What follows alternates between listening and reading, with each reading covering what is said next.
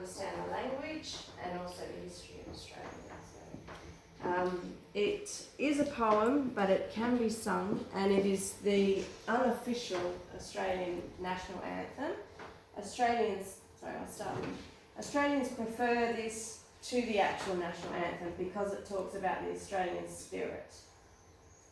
So I'm going to ask you now, do you know a little bit about Australian history and how We know you have kangaroos. That's the only thing I probably know about Australia. I know Nathalie and kangaroos. We've had them for a long time, so there's a history in that. Yes, I know something. Yeah. Wasn't about history.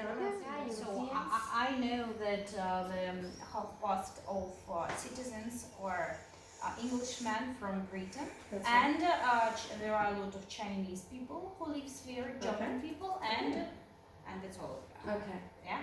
So I'm looking at the time here, but that's quite a good brief summary of Australian history. In 1788, the British came over and colonised Australia, as if it was a land that hadn't existed previous to that. The reason that they colonised it was because they were looking for space to put their petty criminals in. Their prisons were becoming overcrowded in England, so they searched for a new land to create penal colonies. So they did that in each, which are now the main cities in Australia. So originally Australia was built around prisons. And the reason that they had petty criminals there was because they were overcrowded in England. But the fact that they were petty criminals, which means they were only stealing for small things, or making small crimes, so stealing, or stealing for survival, basically.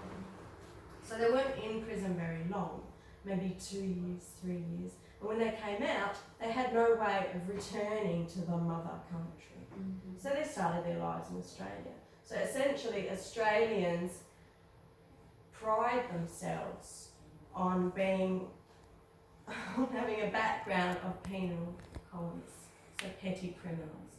So there's this mentality that people are not snobby, okay, and I'll be using just Australian terms here, that they're not of let's say a high class, okay, and they don't appreciate if somebody makes themselves look better than other people. They like to think of each other as equal. Okay.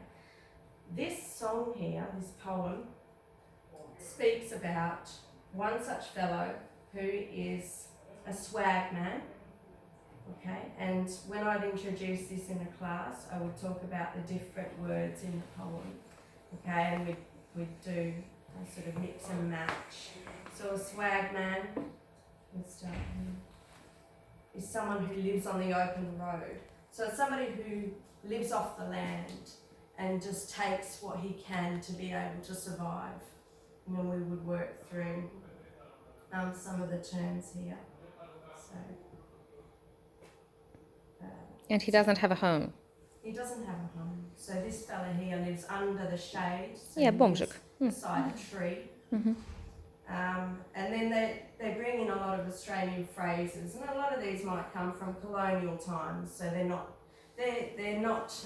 should we say, used in everyday language, but Australians know what they mean. And sometimes if someone's, let's say, from the countryside, they might still use words like the billy to mean that he's making tea. He waited till his belly boiled. Okay. Waltzing Matilda. Waltzing, actually. Waltzing is a type of dance. Yeah. So that refers to the swing made by this swag man who's carrying a swag, and a swag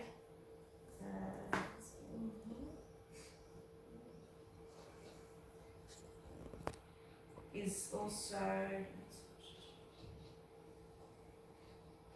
like a Matilda. Okay, Matilda is a bag that holds something like a mattress or a group of blankets, and some, you know. So then he's actually carrying quite a heavy load on his back, and that's what makes him swing. So that's why it's waltzing Matilda. So here it's not a name. Matilda is not a name here. No, it just, it's referring to the dance that he's doing as he's going through the bush, which means the outback, the forest region, the desert, wherever he is by Waterhall. In Australia, the bush refers to anything that is outside of a major city, because sometimes in the bush you have no trees.